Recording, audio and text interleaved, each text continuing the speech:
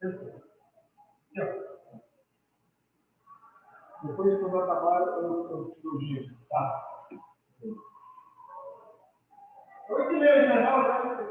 8h40. Vou pegar lá no carro. Ah.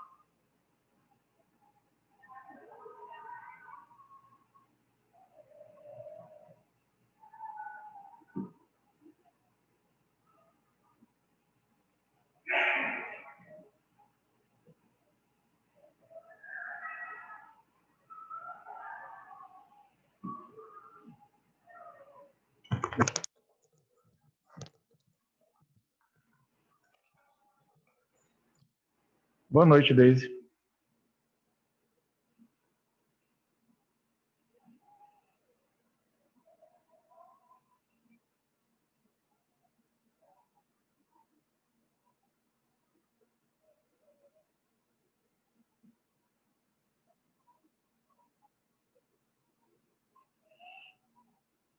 Boa noite, Deise. Está escutando?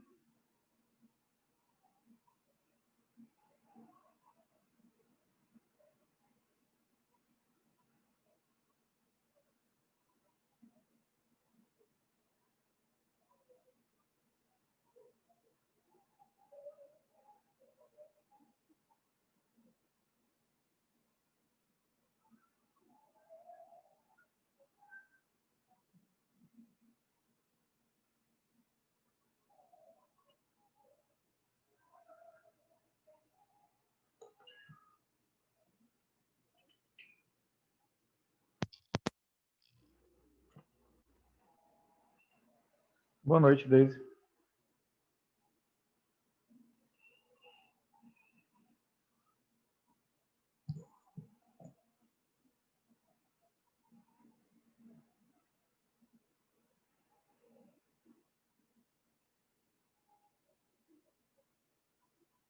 Boa noite.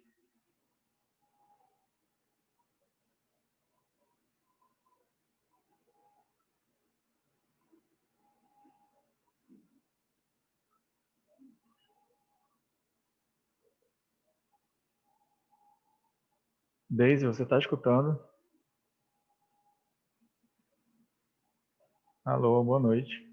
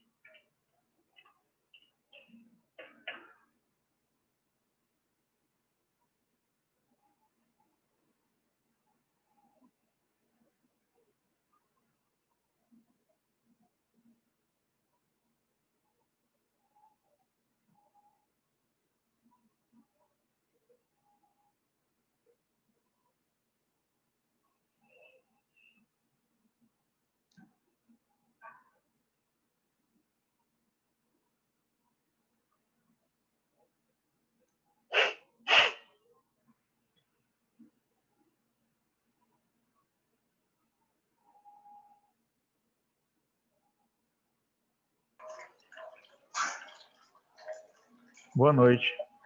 Boa noite. Você está escutando? Sim. Ah, tá. Vou esperar só mais um pouquinho para ver se entra mais gente, tá? Ok.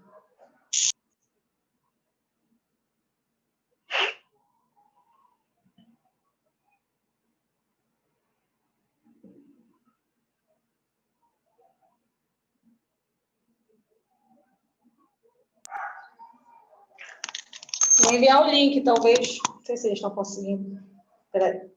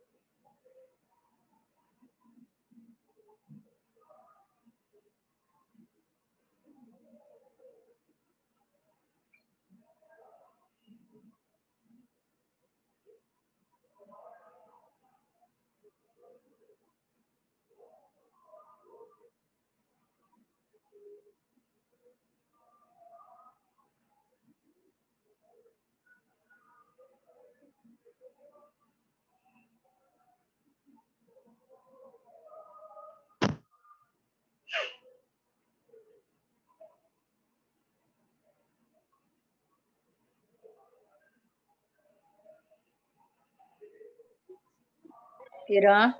professor, Oi. sabe saber se meu áudio estava bom? Tá, tô bom. escutando, sim. Ah, tá bom. Obrigada. De nada.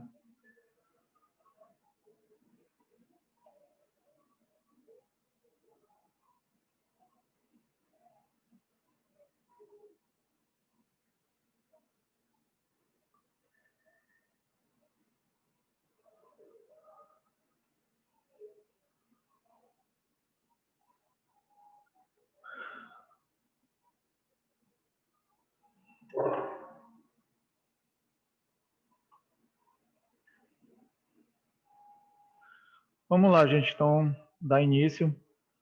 Todos estão escutando?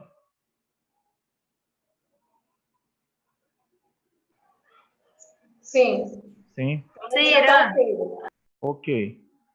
Então, hoje a gente fecha o conteúdo da prova de vocês, tá?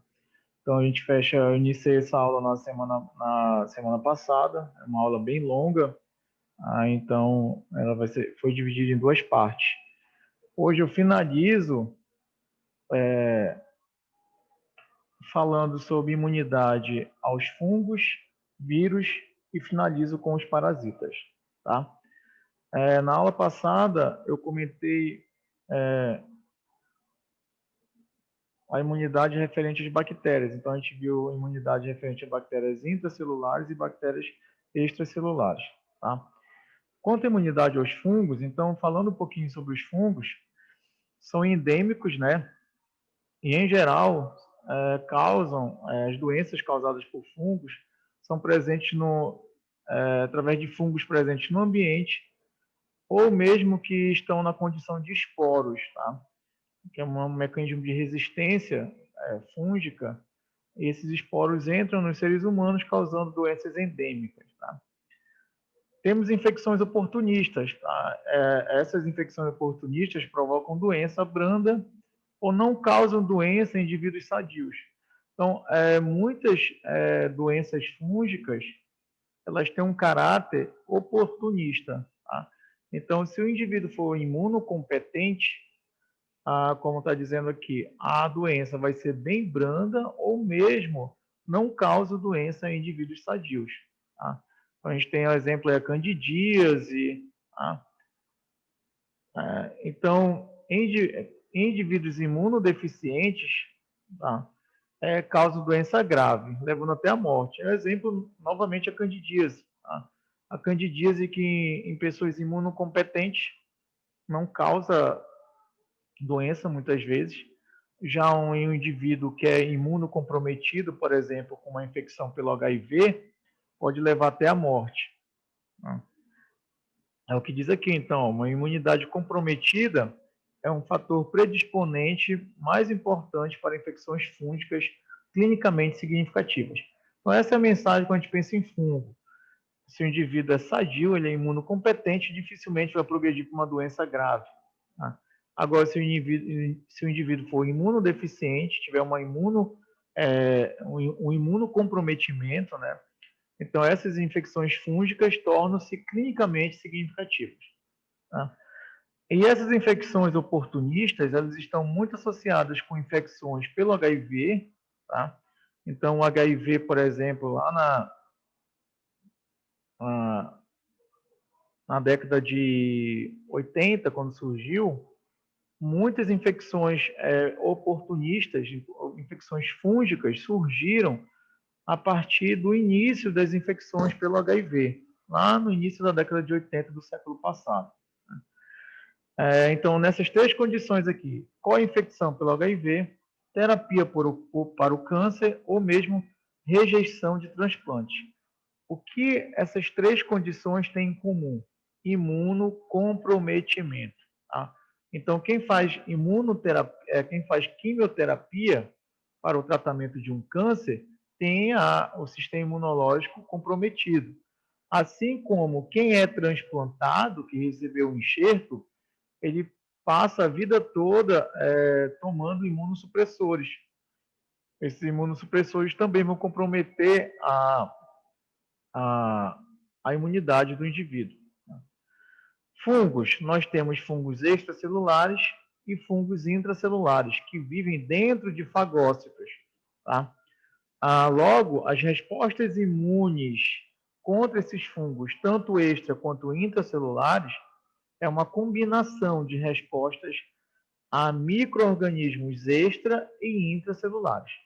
Entretanto, quando a gente pensa em fungo, ainda tem muito que ser descoberto em relação à resposta imunológica contra fungos de uma maneira geral. Tá?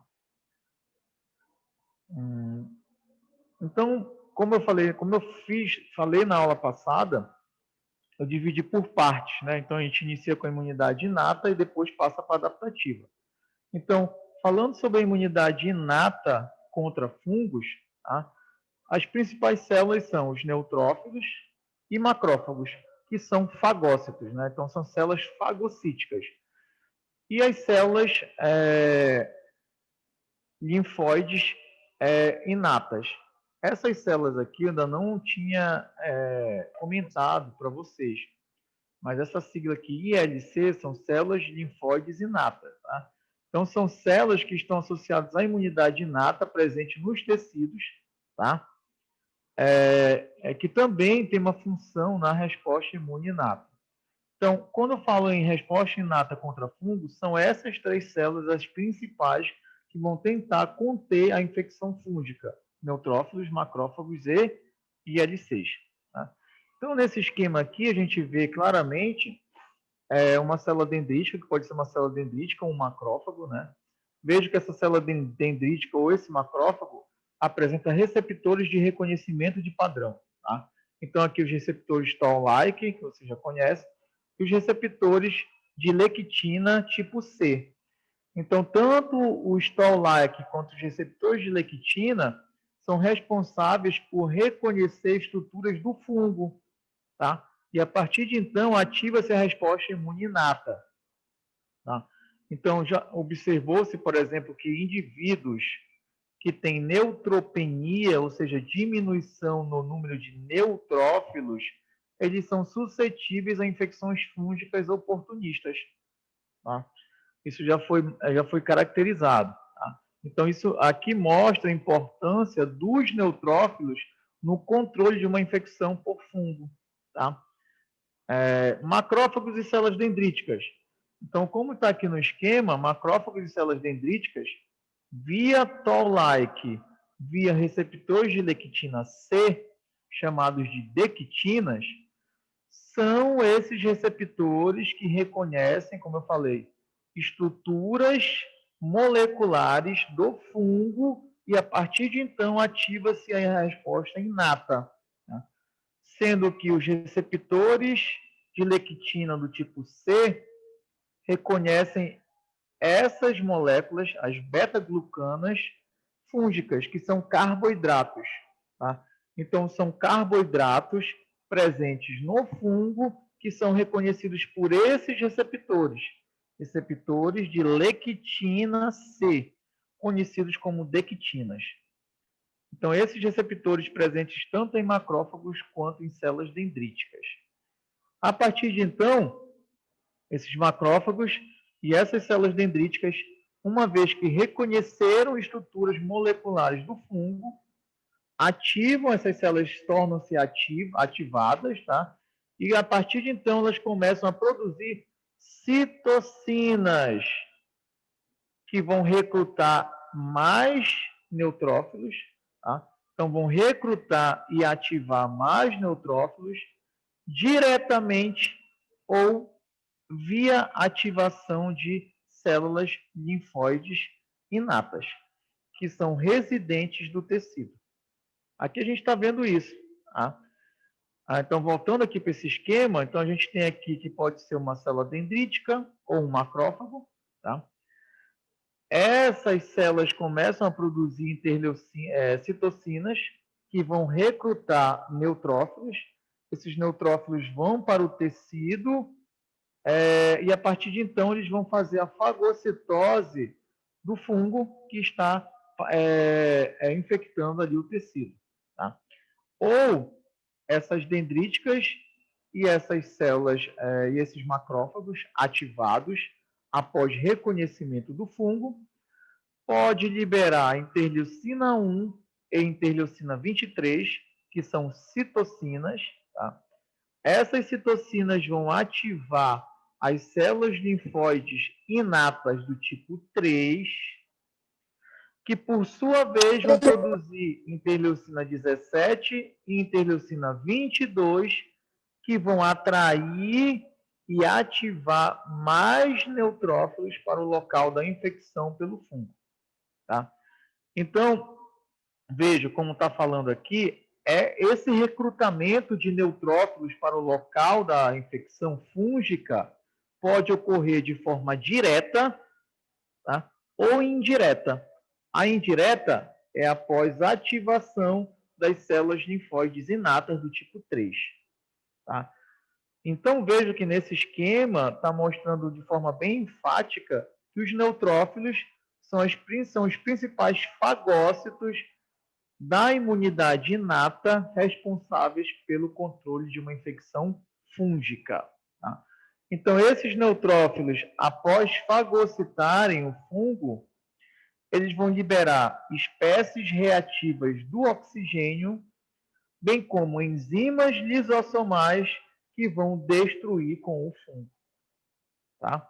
Ou mesmo após a fagocitose, também vão liberar essas espécies reativas do oxigênio ou enzimas lisossomais que vão degradar com a partícula fúngica.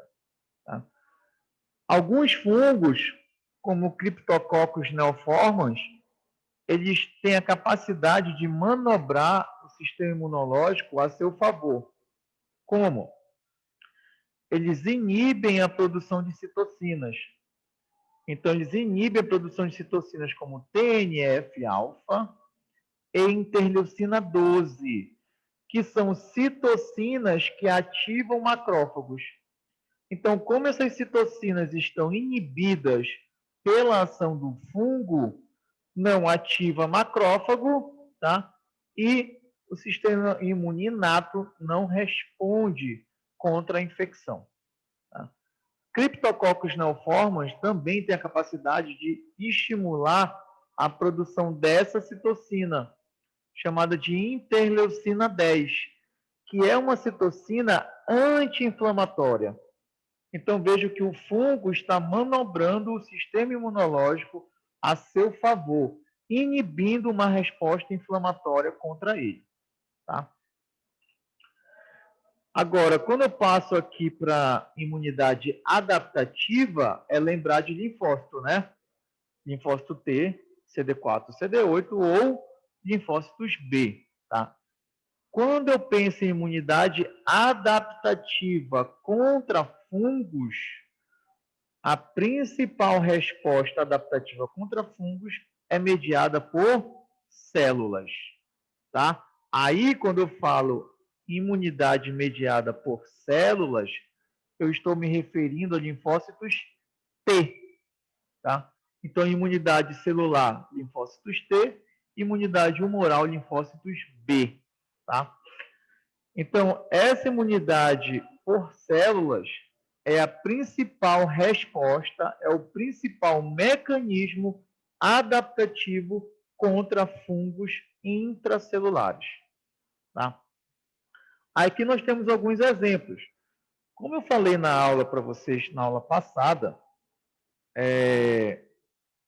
essa aula de imunidade aos micro-organismos é uma aula geral, tá?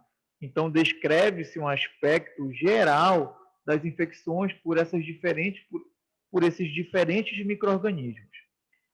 Agora, se vocês forem pesquisar a fundo cada micro-organismo, vocês vão ver que essa resposta ela é geral, tá? Mas ela tem algumas peculiaridades, tá? Então, aqui alguns exemplos. Então, o Histoplasma capsulatum, tá? É um fungo intracelular facultativo de macrófagos, tá? Então, se ele vive dentro de macrófagos, para ele ser combatido, para ele ser destruído, o sistema imune utiliza os mesmos mecanismos celulares que são efetivos contra bactérias intracelulares, tá? É o mesmo mecanismo. Então, o macrófago fagocita a partícula fúngica, tá?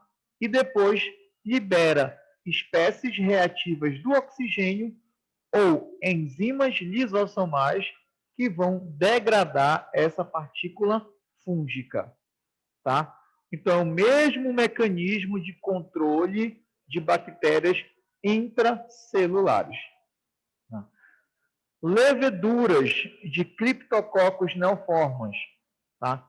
O combate de Cryptococcus neoformans no estágio de leveduras se dá através de linfócitos T, CD4 e CD8, tá?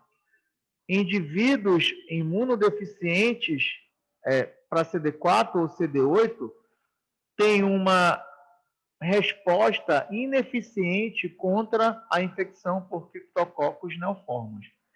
Isso corrobora, enfatiza o quanto a resposta celular é importante no combate de uma infecção por fungo, tá?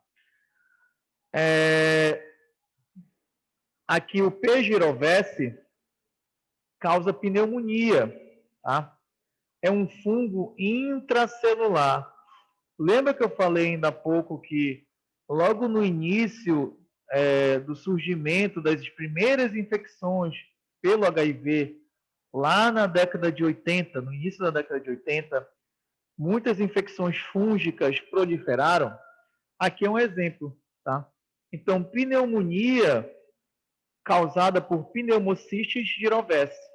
É um fungo, tá? Pacientes co-infectados pelo HIV, então, tem Pneumocystis gyrovese mais o HIV, eles têm uma tendência a desenvolver quadros de pneumonia, tá? Causada pelo fungo. Por quê? Porque o sistema imunológico do indivíduo está comprometido devido à co-infecção pelo HIV.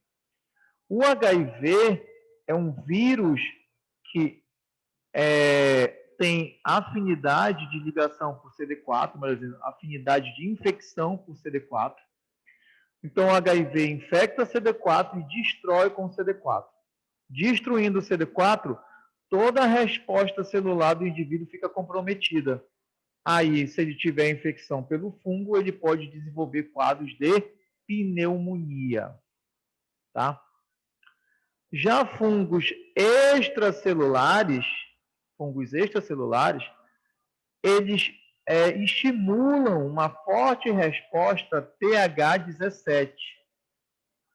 Lembra lá das subpopulações de TCD4? Temos a subpopulação TH1, TH2 e TH17. Lembra que eu falei para vocês que o que define essas populações é o perfil de citocinas produzido por essas subpopulações, tá? Então, linfócitos TCD4, perfil TH17, produz essas citocinas aqui, interleucina 17 e interleucina 22. Essas citocinas são responsáveis por atrair neutrófilos e ativar esses neutrófilos, que irão combater a infecção, ou fagocitando, ou liberando espécies reativas do oxigênio ou enzimas lisossomais que irão degradar com a partícula fúngica. Tá? Isso aqui, fungos extracelulares. Tá? Ficou entendido aí, galera?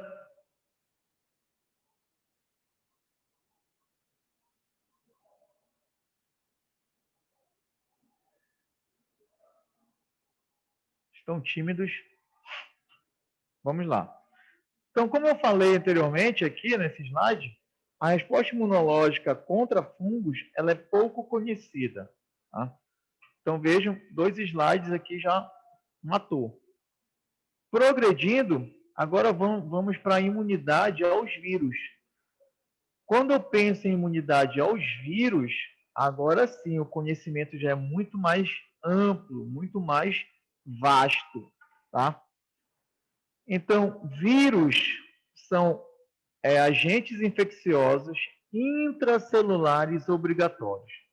Eles não são facultativos, eles são intracelulares obrigatórios. Os vírus necessitam da penetração na célula, da entrada na célula, para replicar, para proliferar.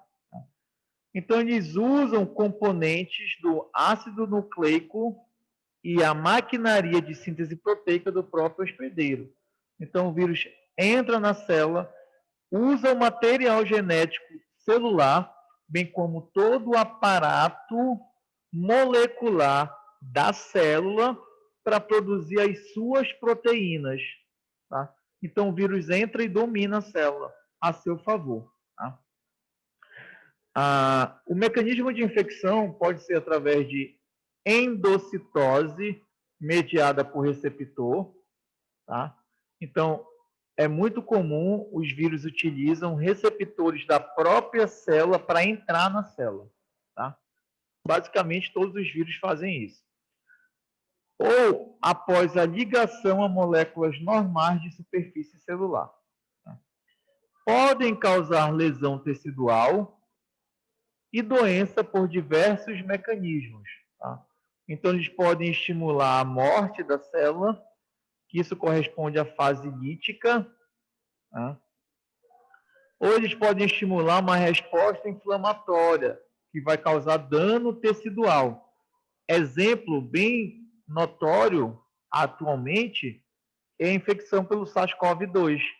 Então, o SARS-CoV-2 ele estimula lá aquela potente liberação de citocinas pró-inflamatórias que vão causar danos ao parênquima do pulmão. Tá? Então, eles vejam que o vírus estimula uma resposta inflamatória que vai causar dano. Tá? Ou esse vírus pode ter um caráter latente, que é muito comum nos herpes vírus. Tá? Os herpes, eles têm uma característica bem peculiar. Eles infectam a célula e eles ficam ali como se fossem escondidos dentro da célula. Eles optam por não ser notado pelo sistema imunológico. Tá? Como, por exemplo, eles diminuem ou não expressam as suas proteínas. Tá? Porque a resposta contra um vírus, ela vai ocorrer a partir do momento em que esse vírus é notado ali dentro da célula. A partir do momento que esse vírus começa a expressar as suas proteínas. Tá? A partir do momento que esse vírus começa a replicar, a multiplicar. Já os herpes, eles ficam ali dentro da célula, não expressam suas proteínas, ou expressam de forma bem diminuída, tá? E não levam uma replicação viral também. Com isso, é como se o vírus não fosse notado pelo sistema imunológico. E ele persiste no indivíduo durante anos, caracterizando uma infecção crônica, tá?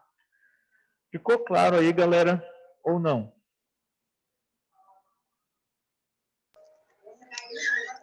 Ficou. Sim, professor. Ok.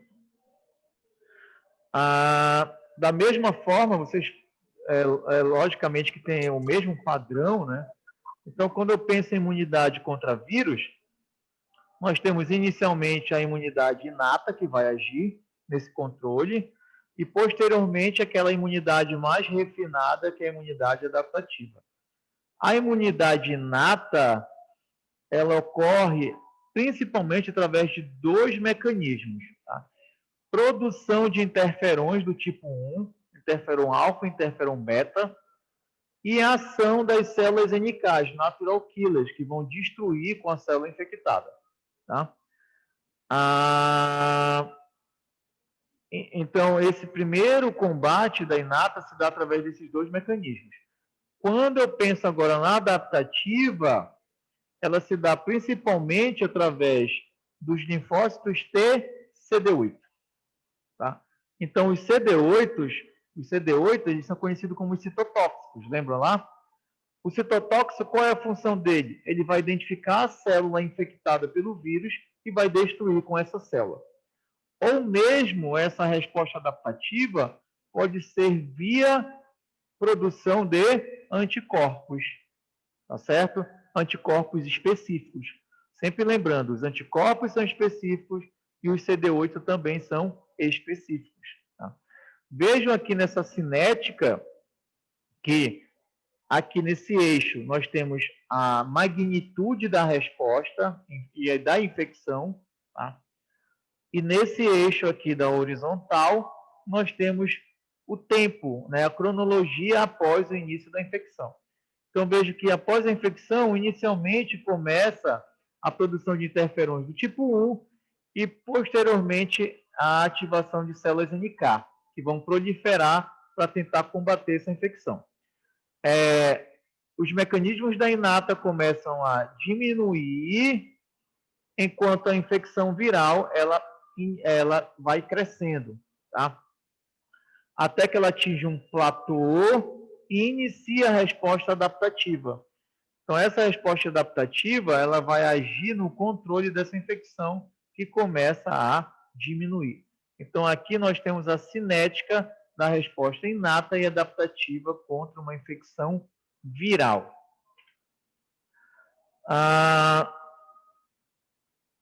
Um slide semelhante ao anterior. Então, aqui nós temos a imunidade inata, à esquerda, e a imunidade adaptativa. A inata é os dois mecanismos que eu falei anteriormente. Produção de interferons do tipo 1. Esse interferon do tipo 1 vai conferir à célula o que a gente chama de estado antiviral. É como se essa célula ficasse blindada à infecção pelo vírus. Tá? Ou através do killing da célula infectada, através das NKs. Então, a NK vai reconhecer que a célula está infectada e vai destruir com essa célula. Morre a célula e, consequentemente, morre o foco de infecção viral. Né?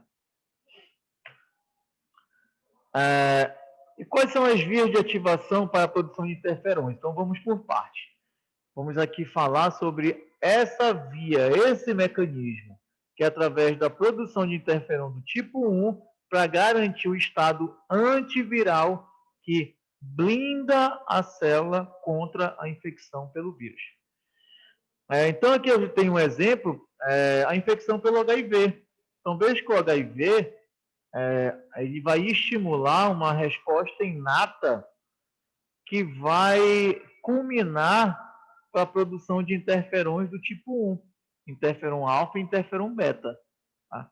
Então, vejam que o material genético do vírus será reconhecido e vai ativar intracelularmente uma cascata de fatores de transcrição. Tá? Esses fatores de transcrição vão entrar no núcleo ativando a expressão de genes que irão produzir interferons do tipo alfa e interferons do tipo beta. E esse interferon será liberado pela célula. Então, vejam, a entrada do vírus traz como consequência a produção de interferon que será liberado. Tá? Vejo que a entrada do vírus também ativará essa via de transcrição chamada de NF-kappa-beta, que será responsável pela produção de citocinas pró-inflamatórias. Então, conferindo aqui um estado inflamatório no tecido após a infecção viral. Tá? Essas vias de ativação, elas vão ser responsáveis pelo reconhecimento do RNA, quando for um vírus de RNA, tá? Ou do DNA, quando for um vírus de DNA. Tá? Então, como eu falei, ocorrerá a ativação de fatores de transcrição. Esses fatores serão responsáveis pela transcrição do gene que irá produzir interferon.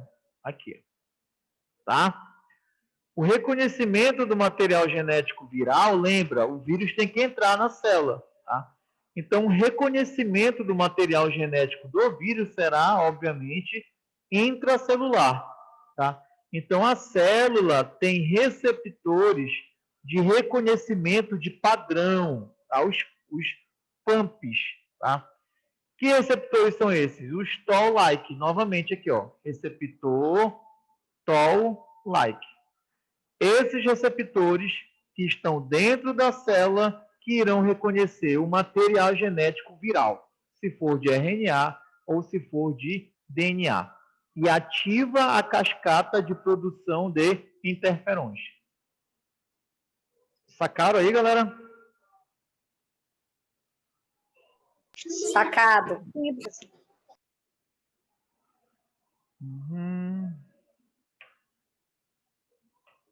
Beleza, mas uma vez que esse interferon é produzido e liberado, como vocês viram aqui, ó, ele é produzido pela célula infectada e liberado. O que esse interferon vai trazer como consequência para que a célula fique blindada de uma infecção viral? Aqui. Então, o que a gente está vendo aqui nesse esquema? Uma célula infectada, aqui como esse exemplo que eu dei, uma célula infectada pelo HIV, tá? Essa célula começa a produzir interferon do tipo 1, que é o alfa e beta, ó, alfa e beta, após a ativação de fatores de transcrição, tá? Beleza, esse interferon ele será produzido e liberado. E vai se ligar a receptores para interferon em outra célula não infectada. Então, vocês estão conseguindo visualizar? É como se a célula infectada ela se comunicasse com as outras, tá? E dissesse, olha, eu estou infectado pelo vírus, então te protege. Tá? Essa comunicação se dá via citocinas, que aqui no caso é o interferon do tipo 1. Tá? Então, o interferon do tipo 1, que vai conferir à célula não infectada o que a gente chama de estado antiviral. Como? A partir do momento que esse interferon se liga ao seu receptor na célula não infectada, ele vai induzir a expressão de enzimas que bloqueiam a replicação do vírus. Tá? Que enzimas são essas? Aqui, ó. A PKR, por exemplo. Então, vai aumentar a produção da PKR. Essa PKR, ela vai ser responsável pela fosforilação de fatores de transcrição. Lembra aqui, ó, fator de transcrição? Uma vez que esses fatores de transcrição eles foram fosforilados, isso vai inibir a síntese de proteínas do vírus. Tá? Então, fosforilou o fator de transcrição, não vai ter transcrição, com isso não tem produção de proteínas do vírus.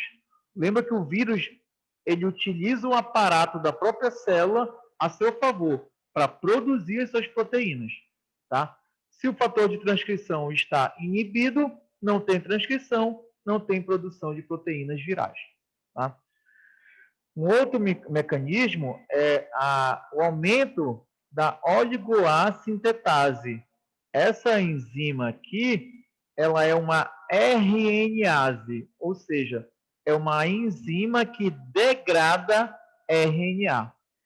Então, se o vírus for de RNA, quando ele entrar na célula que está no estado antiviral, essa RNase vai degradar com o RNA do vírus.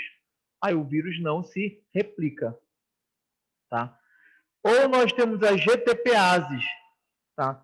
Essas enzimas, elas vão ser responsáveis por inibir a expressão de genes do vírus e, consequentemente, inibir a montagem da partícula viral, tá?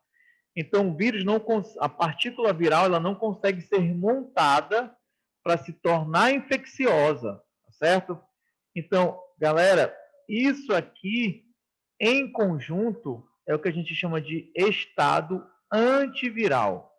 Então, é como se essa célula ela ficasse blindada contra a infecção viral, tá? Então, mesmo o vírus entrando na célula, ele não vai conseguir replicar, ele não vai conseguir multiplicar. Ficou claro aí, galera?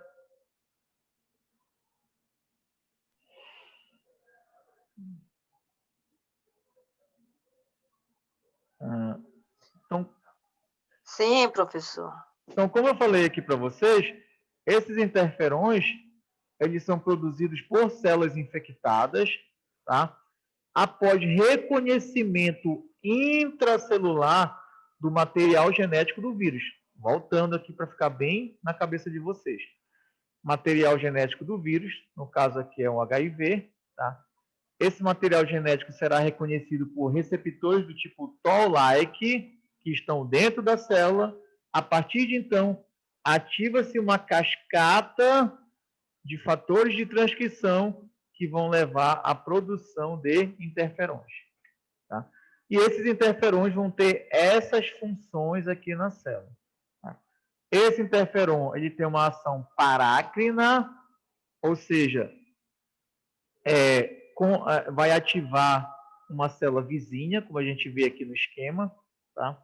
Então, veja, a célula infectada libera o interferon que vai estimular uma célula vizinha. Então, isso aqui é uma ação parácrina. Ou ele tem uma ação autócrina, autoprópria, ou seja, a própria célula se blinda através da produção de interferões do tipo 1.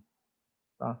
Esses interferões do tipo 1 também vão aumentar a toxicidade das células NKs. Então, as células NKs elas ficarão mais ativas no mecanismo de destruição de uma célula infectada por um vírus. Ou elas vão aumentar, ou esse interferon também vai aumentar a toxicidade de linfócitos T CD8, os citotóxicos, tá? Ok. Esses interferões também, eles vão estimular a diferenciação de células T naive, lembra? Célula T naive é a célula virgem, né? Que ainda não entrou em contato com o antígeno. A partir do momento que entra em contato com o antígeno, ela não é mais naive, tá? É uma célula ativada. Então, o interferon, ele vai estimular a diferenciação das células T naive na população TH1, na subpopulação TH1. Essa subpopulação TH1, vocês já sabem que ela estimula uma resposta inflamatória. Então, vejam, o interferon estimula a diferenciação do linfócito T naive em TH1, que vai produzir citocinas de caráter inflamatório para combater a infecção viral, tá? E esses interferons também regulam positivamente a expressão de moléculas do MHC de classe 1. Qual a importância de estimular a expressão de moléculas de MHC de classe 1. Porque lembra, quando eu falo em vírus, são micro-organismos que vivem dentro da célula, né? Se vive dentro da célula, quem é que vai destruir com a célula infectada? CD8. O CD8, para ativar, precisa ser apresentado ao antígeno. Essa apresentação é via MHC de classe 1. Então, se tu aumenta a expressão de MHC de classe 1 em células apresentadoras de antígeno, tu estás aumentando o processo de apresentação desse antígeno ao CD8. Com isso, tu estás potencializando a resposta citotóxica via CD8, ou seja, destruição das células infectadas. Tá? Então, vejam aqui a importância do interferon do tipo 1 na resposta inata. Tá? Então, é uma citocina de fundamental importância no controle de uma infecção viral, tá? Na resposta inata. Tá? Como eu falei, é como se ele blindasse a célula contra a infecção.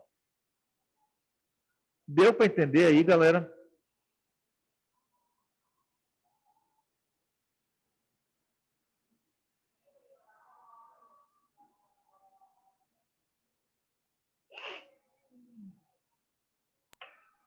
Tá tudo certo aqui, Irã. Beleza.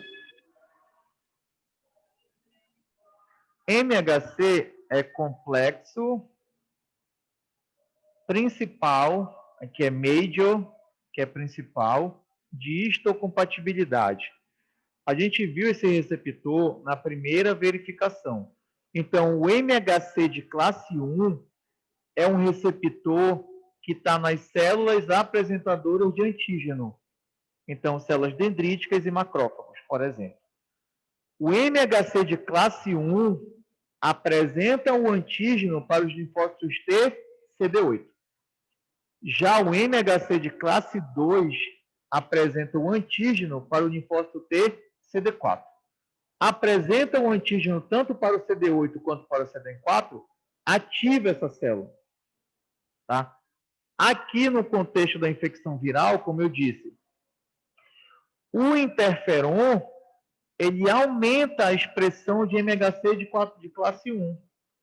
Aumentando a expressão de MHC de classe 1, automaticamente aumenta-se a apresentação do antígeno ao CD8.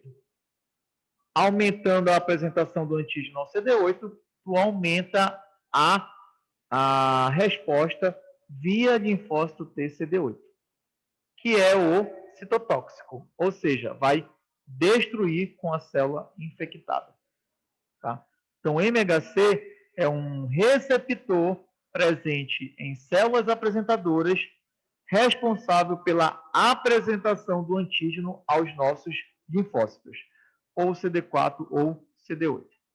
CD8 é MHC de classe 1, CD4 MHC de classe 2. Entendido? Ok. Aí, aqui mostrando na prática para vocês, olha a infecção pelo SARS-CoV-2, o novo corona, tá? Então, o SARS-CoV-2, ele aqui está infectando uma célula epitelial dos alvéolos alveolar, né? É uma célula presente lá no pulmão, uma célula epitelial alveolar. Tá? Então, o SARS-CoV entra nessa célula. Quando ele entra nessa célula, receptores do tipo Toll-like, então Toll7 e Toll8, irão reconhecer o RNA do vírus. Após o reconhecimento do RNA viral, tá, ativa-se uma cascata, tá, intracelular que vai levar à ativação de fatores de transcrição. Esses fatores de transcrição vão ser responsáveis pela expressão de genes que irão produzir interferon do tipo 1. Aí esse interferon será o quê? Liberado pela célula. Tá? Veja que também o reconhecimento do RNA viral vai ativar outra via, outros fatores de transcrição que vão produzir quimiocinas e citocinas inflamatórias. Tá? Interleucina 6, interleucina 1 beta, interleucina 8. Assim como essas quimiocinas que vão atrair mais neutrófilos para o local da lesão, para o local da infecção, melhor dizendo. Então, vejam, o reconhecimento do material genético viral estimula uma resposta inata, tá? Através do recrutamento de neutrófilos e mais macrófagos, bem como através da produção de interferon do tipo alfa e beta. Tá? Beleza. Continuando, vocês viram que quando eu falo de imunidade inata contra vírus, são dois mecanismos, né? O que eu falei ainda há pouco, que é através da resposta, através da produção de interferons, mas temos também a resposta via NK, as natural killers, né? As assassinas naturais. O que a gente está vendo aqui? Uma visão geral da ativação de uma NK. Então, aqui a gente está vendo uma NK. Se ela reconhece que a célula está normal, tá? A NK não é ativada. Tá? Então, a ativação ela é o quê? Bloqueada. Tá? Agora, se a NK reconhece que uma célula está infectada por um vírus, por exemplo, ou se a célula é uma célula tumoral ou uma célula danificada, nessas três condições, a NK torna-se ativada e ela destrói com a célula. Tá? Então, a célula normal ela é morta. Isso é chamado de killing. Killing celular. Tá? Novamente, se a NK reconhece que uma célula está infectada, danificada ou é uma célula tumoral, a NK ativa e destrói com essa célula. Então, aqui a gente está vendo o esquema. A gente está vendo aqui uma célula normal expressando o MHC de classe 1, tá? Apresentando o seu antígeno. Esse antígeno é um antígeno próprio, do próprio tecido do hospedeiro. A célula está normal, o antígeno é próprio, a NK ela não ativa. Tá? Então, a célula NK não ativada, se ela não é ativada, não tem o killing da célula. Então, essa célula aqui, ela não é destruída. Agora, nesse contexto aqui, a gente está vendo uma célula que está infectada por vírus. Tá? Numa infecção viral, galera, o que o vírus faz? Como eu falei na outra aula, o sistema imunológico ele impõe uma pressão contra o micro-organismo e o micro-organismo tenta escapar dessa resposta imunológica. Diante disso, os dois vão crescendo, os dois vão evoluindo, coevolução. Sistema imunológico, micro-organismo. Por que eu falei isso? Porque os vírus, eles têm um mecanismo de escape muito interessante. Qual é? Quando o vírus infecta a célula, ele inibe ou ele diminui a expressão de MHC de classe 1. Tá? Por quê? Qual é o raciocínio do vírus? Vamos pensar como o vírus. O vírus pensa assim. Se eu inibir a expressão de MHC de classe 1, o antígeno do vírus não será apresentado ao CD8. Se não apresenta para o CD8 não responde destruindo a célula. Então, a célula não é destruída e o vírus pode o quê? Multiplicar. Deu para entender o raciocínio do vírus? Preciso desse feedback, sim ou não? Sim. Sim, né? Sim. Beleza. Mas como o sistema Sim. imunológico... Ok. Mas como o sistema imunológico pensa? Ele vai pensar da seguinte forma.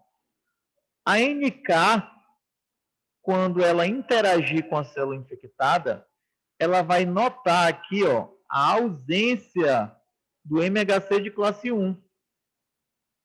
Essa ausência do MHC de classe 1 sinaliza para a NK que essa célula está com alguma anormalidade.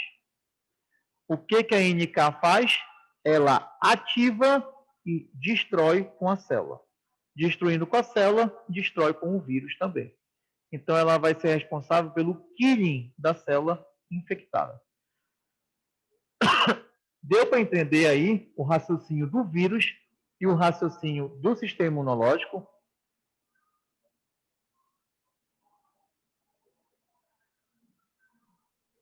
Sim, sim. Beleza. Beleza. Tá? Aí vejam que esse mecanismo viral é uma faca de dois gumes, né? Porque, ao mesmo tempo que o vírus tenta escapar da resposta, inibindo a expressão de MHC de classe 1, ele sinaliza para a NK que a célula está anormal. Aí a NK destrói. Então, vejam só como isso é interessante. O vírus tenta escapar da destruição via linfócito TCD8, mas não escapa via NK. Tá? Então, é uma briga, aquilo que eu falei, é coevolução. Um impondo uma pressão para o outro. Os dois vão evoluindo. Beleza. E quando a gente vai para... Professor, Pode falar. e se a célula não tiver esse receptor, o M, MHC. como é que é? O MHC, Sim. todas elas têm? Todas. Ah, tá. Todas expressam MHC, tá? Então, elas vão expressar ali na superfície o MHC.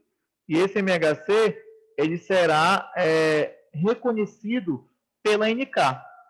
Só voltando aqui, ó. Então, como está aqui nesse esquema. Se a NK interage com a célula, tem MHC, a NK não ativa. Então, a ativação ela é o quê? Bloqueada. Tá? Toda célula, olha só, toda célula nucleada,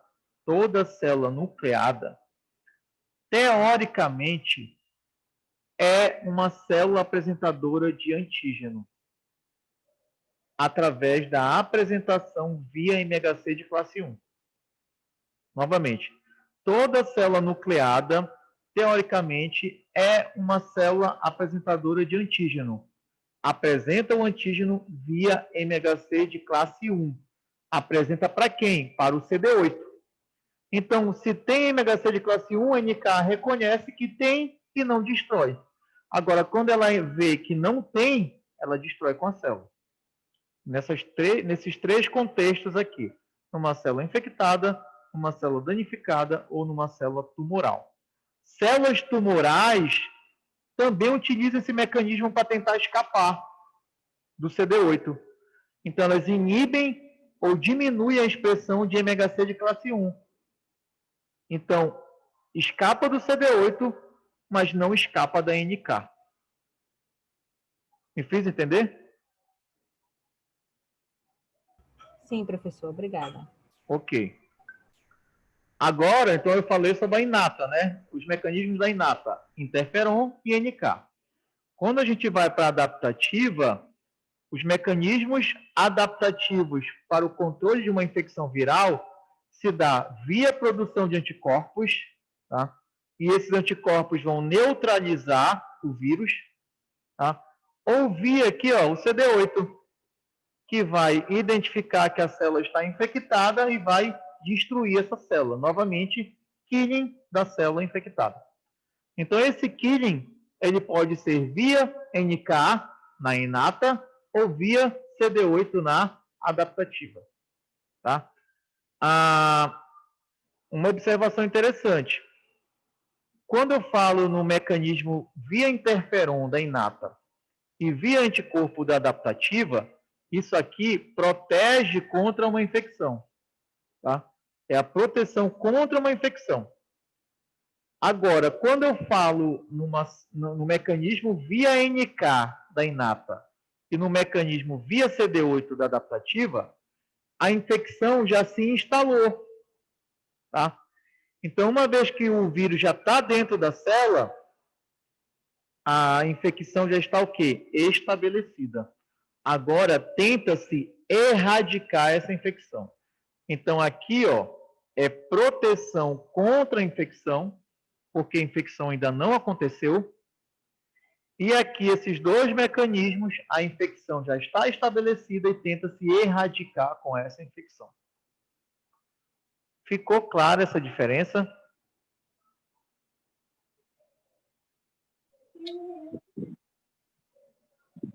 Não?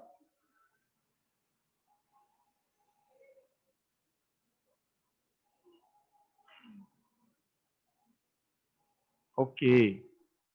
Sou chatão, né? Sou chatão, né? Fico perguntando toda hora se tá bom, Não, se entenderam, se tem que entenderam. não. Oi? Até porque tem que saber se as pessoas estão realmente acompanhando o teu raciocínio ou não, né? Exatamente. A minha internet está É por isso que eu fico perguntando. É verdade. Vamos lá, Eles progredindo. não exigem que a gente fique com o vídeo ligado, porque tem faculdade por aí que exige que o aluno fique com a câmera ligada. Não exige isso, não. Não, dizendo que tem faculdade, curso que sim. exige. Tenho amigos que os professores querem para saber se realmente estão acompanhando, estão fazendo. Não. Estão dormindo. Cada cabeça Cabeça seu só guia. você pensa. É, exatamente.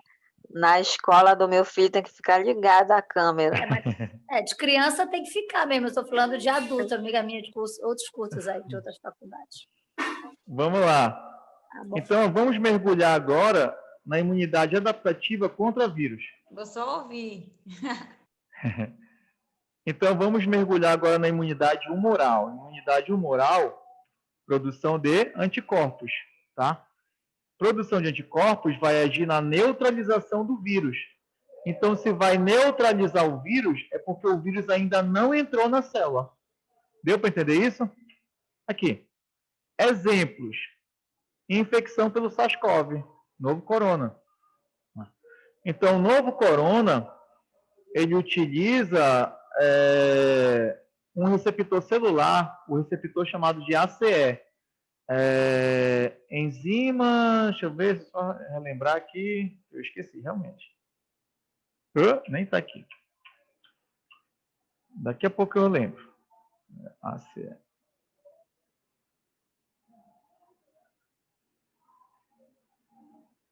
Daqui a pouco eu me lembro o que significa, tá? O ACE. Deu um branco agora. Ah, tá aqui, ó. É o ACE2, que é uma enzima conversora de angiotensina, tá? Então, esse receptor, ele é expresso aqui na membrana das nossas células, tá?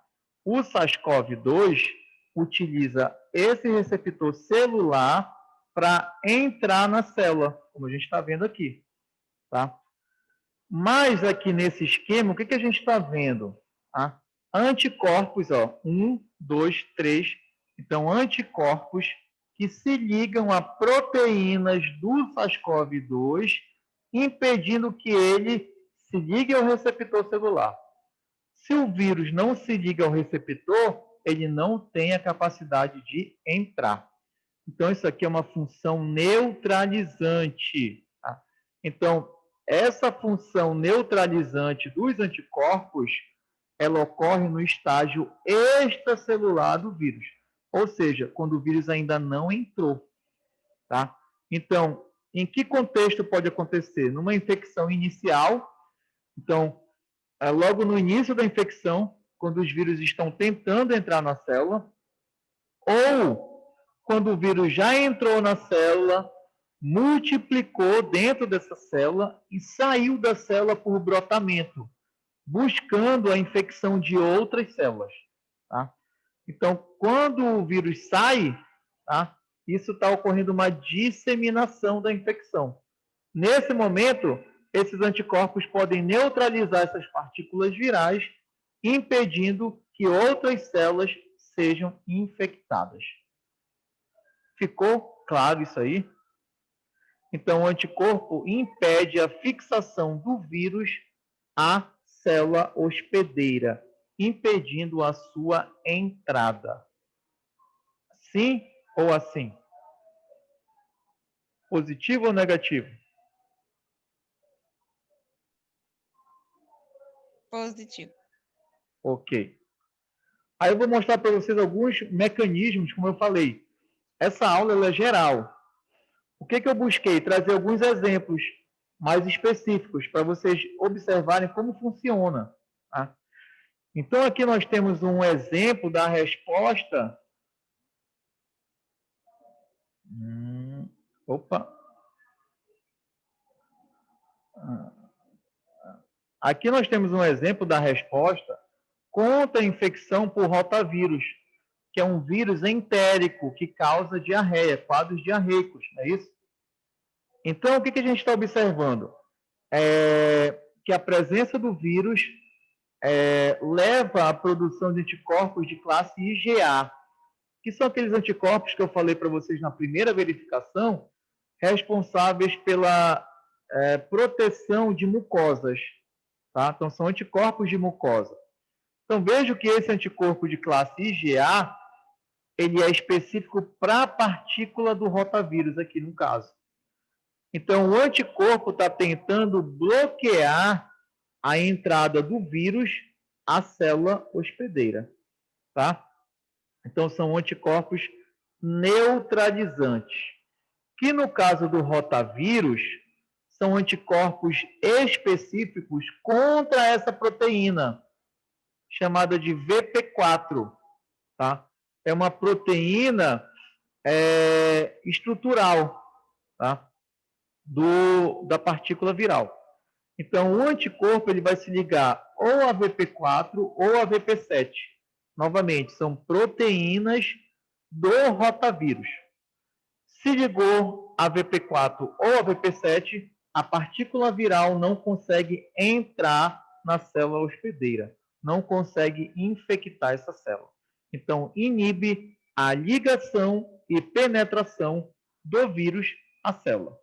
Consequentemente, vai ocorrer uma exclusão viral. Lembra que o vírus, para ele multiplicar, replicar, ele precisa entrar na célula, tá? Para usar todo o aparato celular. Se não entra, ele vai ser o quê? Impedido de multiplicar. Essa IgA também, ela vai se ligar a essa outra proteína do rotavírus, chamada de VP6, que também é uma proteína estrutural do vírus. Tá?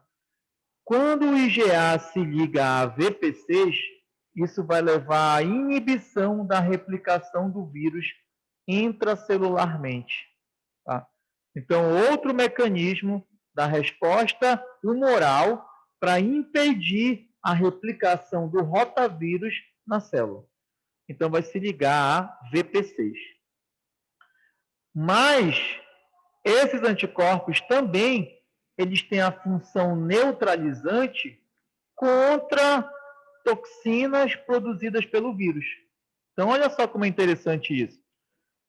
Os anticorpos, eles vão agir ou na partícula viral, impedindo que o vírus entre na célula, ou vai neutralizar toxinas produzidas pelo vírus, que vai ter um efeito negativo ali no tecido, ali na célula. Tá?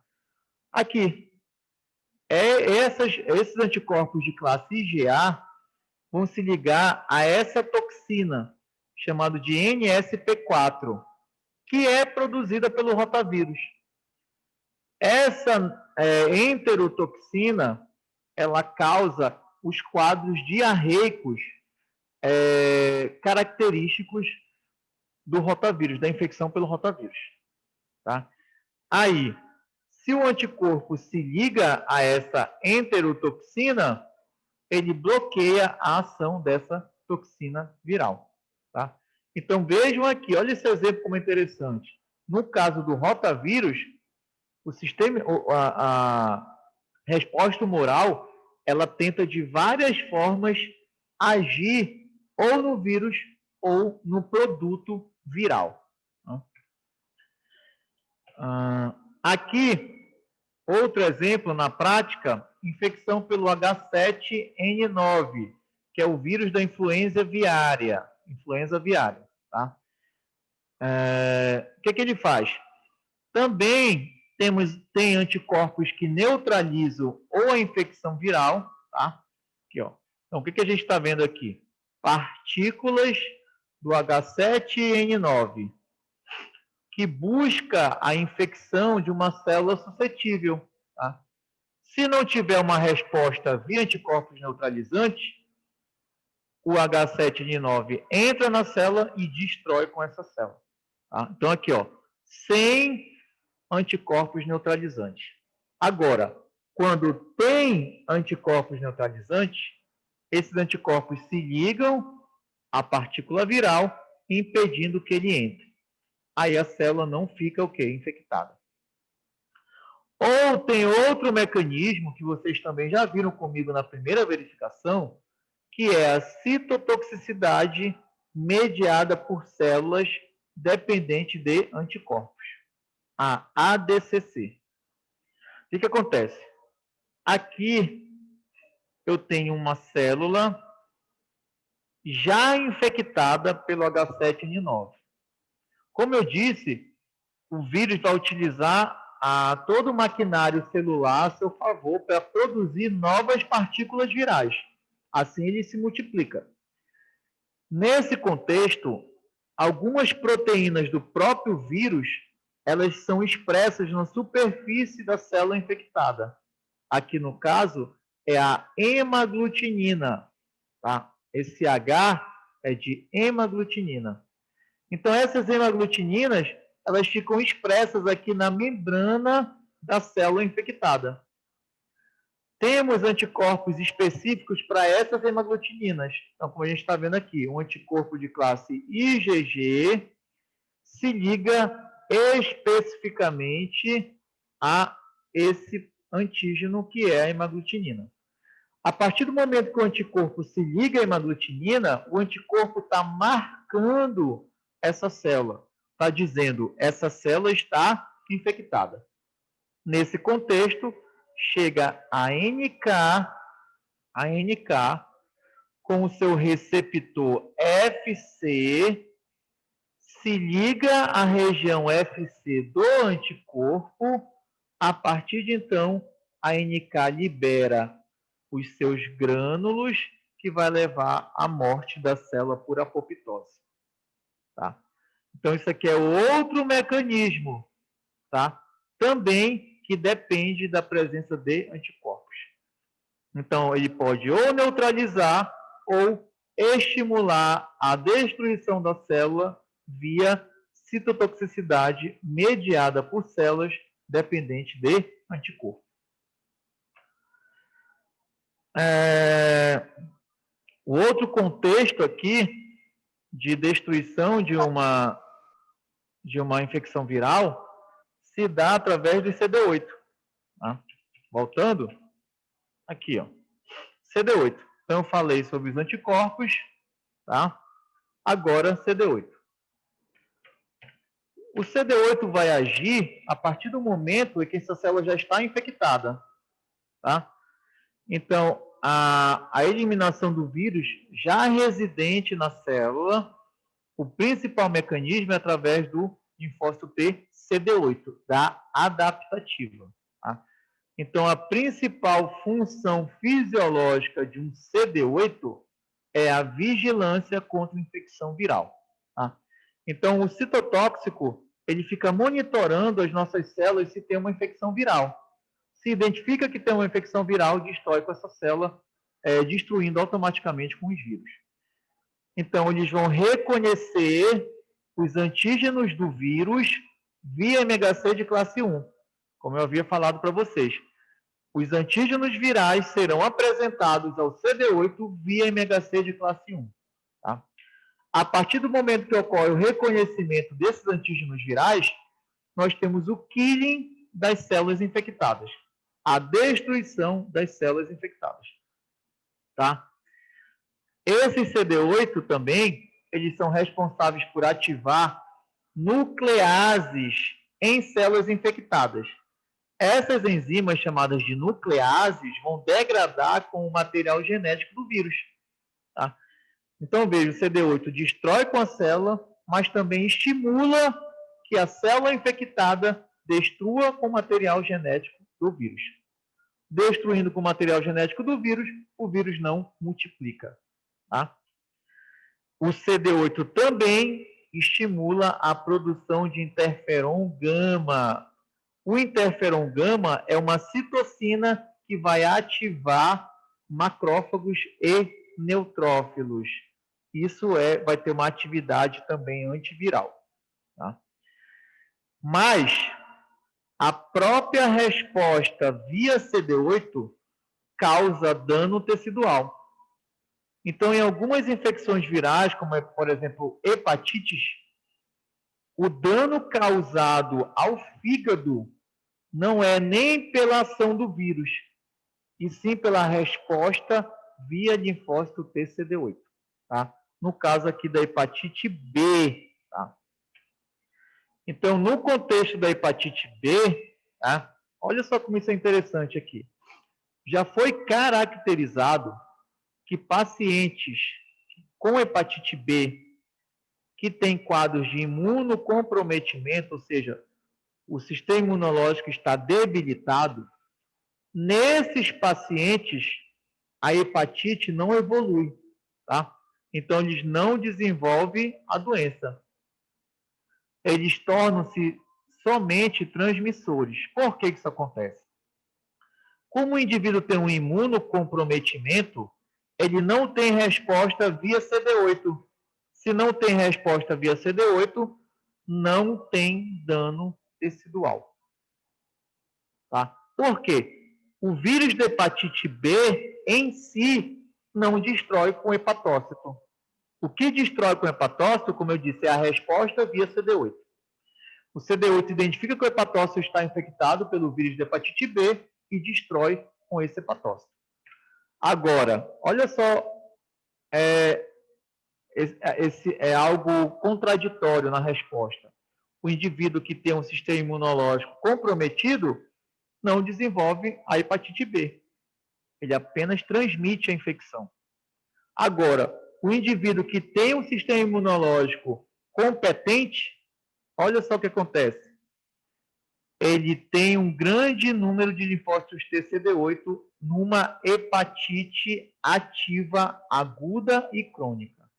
Então, aquele indivíduo que desenvolveu a doença, que desenvolveu para um quadro de hepatite aguda, para um quadro de hepatite crônica, tá? Ou seja, tem lesão ali. Nesses indivíduos, já foi caracterizado uma grande presença de linfócitos TCD8. Tá? Se tem CD8, tem destruição de hepatócitos.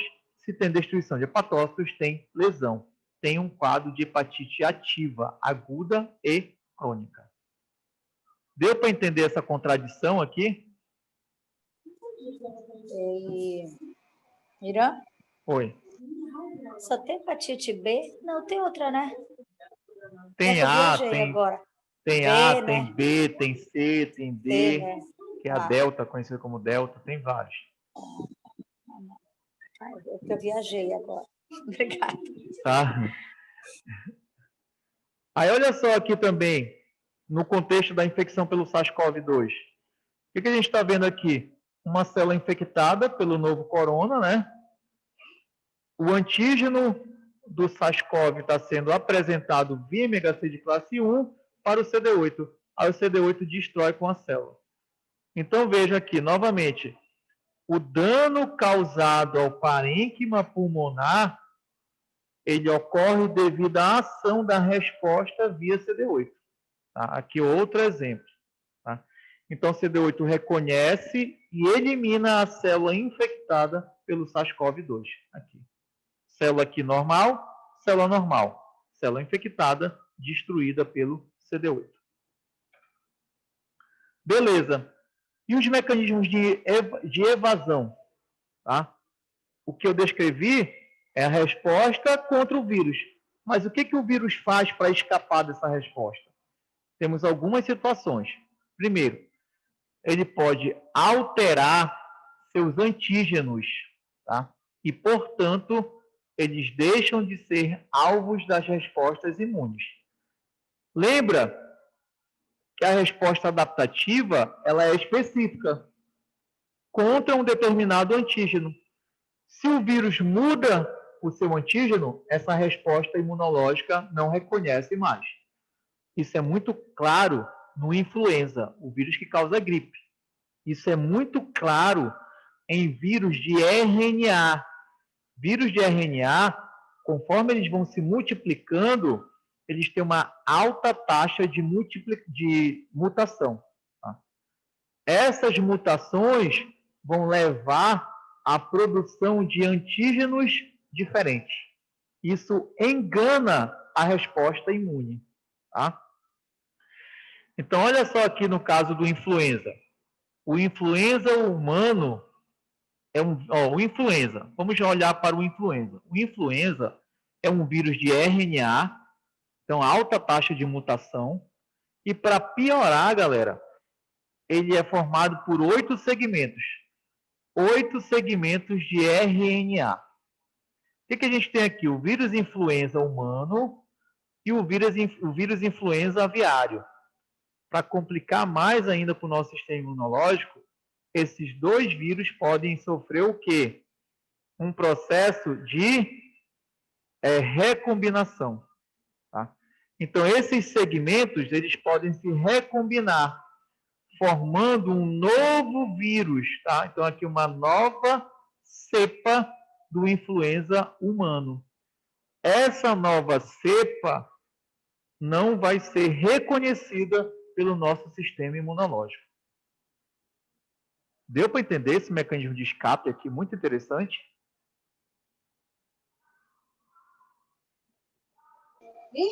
Professor, só pode repetir, por favor? Ó, aqui esse é um mecanismo de evasão da resposta viral. No caso aqui, o exemplo é o influenza, tá? O vírus causador da gripe. O influenza é um vírus de RNA, alta taxa de mutação, e para piorar, são 8 segmentos de RNA. Esses segmentos, eles podem se recombinar, tá? Então, aqui nós temos um vírus influenza humano e um vírus influenza aviário. Esses segmentos podem se recombinar, levando à formação de um novo vírus, de uma nova cepa viral. Essa nova cepa viral, ela não será reconhecida pelo nosso sistema imunológico, porque já houve uma modificação do antígeno viral. Deu para entender agora? Deu sim, obrigada. Então, essa modificação, ela ocorre em glicoproteínas de superfície. Aqui, ó. No caso do influenza, é a hemaglutinina e a neuraminidase. Por isso que é H1N1. H de hemaglutinina, N de neuraminidase. Essas glicoproteínas que estão na superfície do vírus, elas mudam muito. Por isso, a dificuldade da resposta contra esse vírus e da elaboração de uma vacina contra esses vírus. Porque tu elabora uma vacina contra uma cepa, passa um tempo, muda essa cepa. E essa vacina tem agora uma baixa eficácia, ou não tem mais. Tá? Por exemplo, olha só esse exemplo interessante. A pandemia de H1N1 de 2009, olha só, eles evidenciaram que a cepa do influenza que infectou humanos, ela derivava de cepas de porcos, frangos e de seres humanos. Então, olha só o que aconteceu. Uma cepa derivada de porcos, uma cepa derivada de frangos e uma cepa derivada de humanos. Essas cepas sofreram o quê? Recombinação gênica e criou uma nova cepa que infectou humanos, que foi a pandemia de H1N1 de 2009. Então, vejam, quando eu falo em vírus de RNA segmentado, isso é trágico para a nossa resposta. Eles enganam muito a nossa resposta imunológica. Tá? Aí eles escapam. Isso a gente vê também com HIV, por isso que é difícil elaborar uma vacina contra o HIV. O HIV também é um vírus de RNA, é um vírus de RNA não segmentado, que durante a multiplicação acumula muita mutação, isso vai refletir na mudança dos seus antígenos. Aí o teu sistema imunológico não reconhece mais. Aí a dificuldade também para produzir uma vacina. Tá? Aí olha outro exemplo aqui, rinovírus. Rinovírus está circulando atualmente, ele circula todo ano nesse período chuvoso. Rinovírus causa esses resfriados, tá? Galera, a quantidade de sorotipos para rinovírus é tão grande que é inviável produzir uma vacina. Tu vais produzir uma vacina que não vai ter uma eficácia muito boa. Por quê? Tem uma grande variabilidade de sorotipos. Deu para entender, galera, esse mecanismo aqui de escape viral? Sim. Alguns vírus, eles vão agir no processo de apresentação do antígeno, tá? Como? Lembra que eu falei, o CD8, para destruir com a célula infectada, tem que ser apresentado ao antígeno do vírus, né? O que alguns vírus fazem para escapar dessa resposta? Eles inibem o processo de apresentação do antígeno em várias etapas. Então, isso aqui é o processo de apresentação de antígenos. Tá? Então, o EBV, o CMV, adenovírus, tá? São vírus que eles bloqueiam várias etapas para o processamento do antígeno e sua apresentação. Então, o raciocínio é o seguinte: se o antígeno não é apresentado ao CD8, o CD8 não ativa. Se o CD8 não ativa, ele não destrói com a célula. E a célula pode o quê? Manter a infecção. Tá? Um outro mecanismo de escape aqui nos poxivírus. Tá? Os poxivírus, eles causam a varíola. Olha o que eles fazem para escapar da resposta. Eles estimulam as células infectadas a produzir moléculas que vão bloquear citocinas. Tá?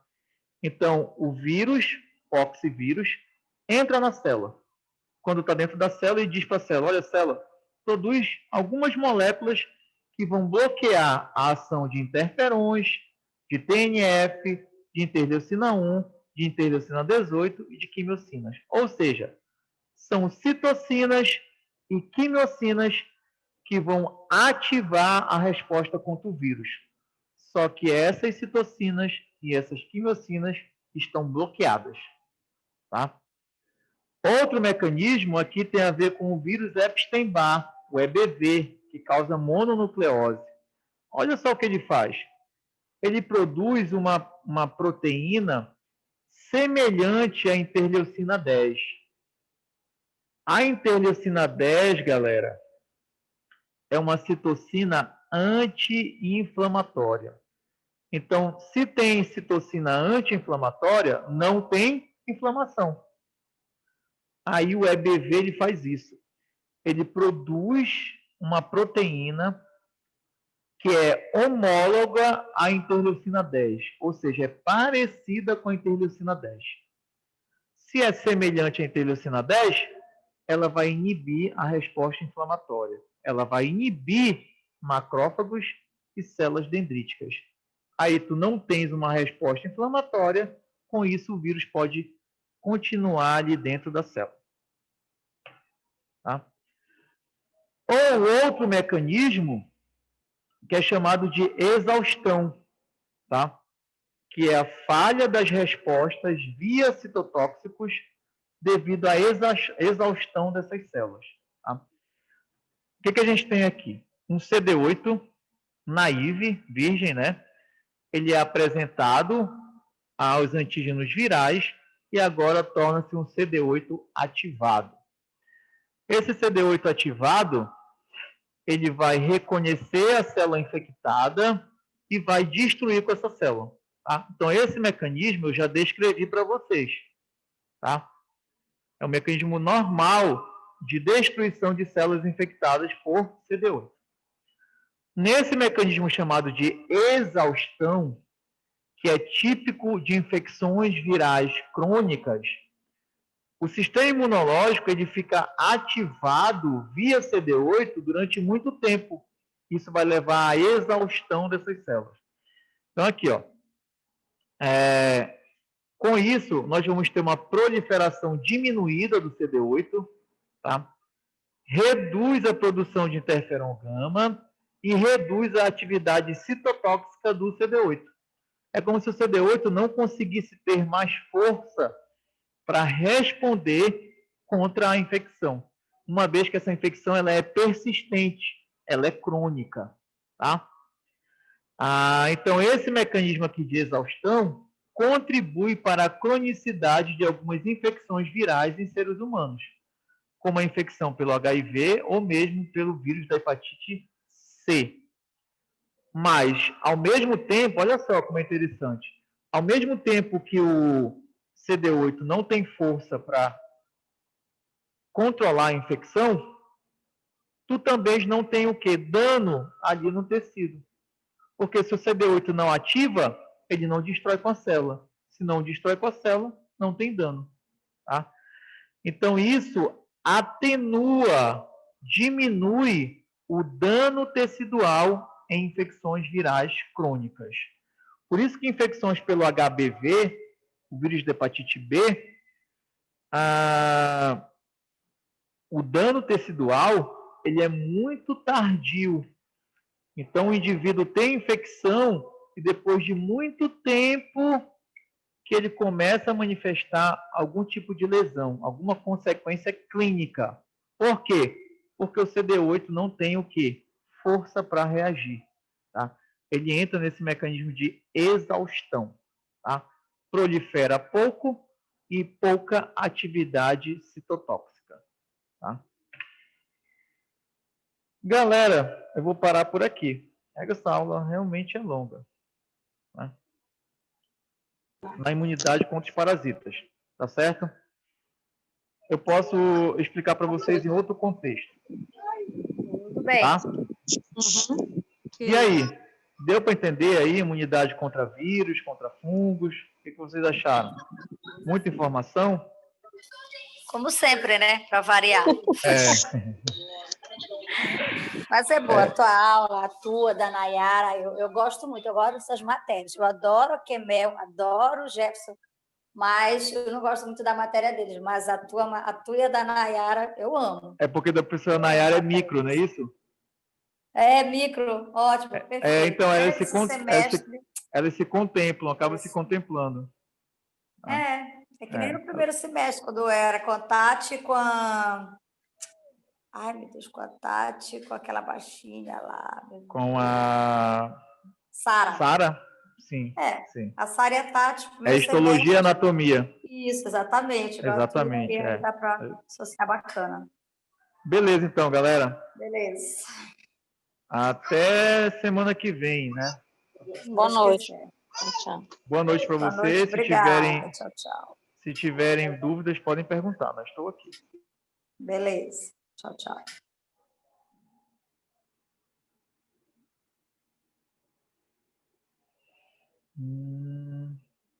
Então, boa noite a todos. Valeu pela presença. Obrigada a você. Boa noite. Boa noite. Boa noite. Falou.